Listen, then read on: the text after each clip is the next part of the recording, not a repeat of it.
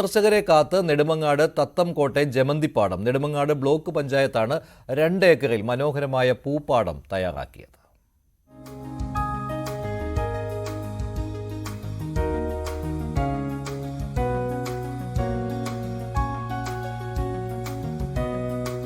നാടെങ്ങും പൂക്കൃഷിയാണ് ഇപ്പോൾ കേരളത്തിൽ.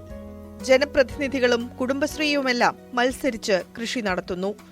എന്നാൽ പാലോട് തെങ്കാശി റൂട്ടിൽ നെടുമങ്ങാട് കഴിഞ്ഞ് തത്തങ്കോടെത്തിയാൽ ആരും നോക്കി നിന്നു പോകുന്ന മനോഹരമായ കാഴ്ച കാണാം.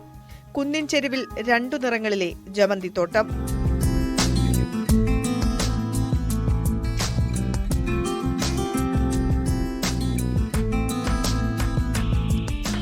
ഓണത്തിന് പൂക്കളമൊരുക്കാൻ മാത്രമല്ല, മനോഹരമായ പൂന്തോട്ടം സന്ദർശകർക്കായി തുറന്നുകൊടുക്കാനും നെടുമങ്ങാട് ബ്ലോക്ക് പഞ്ചായത്ത് തയ്യാറെടുക്കുകയാണ്.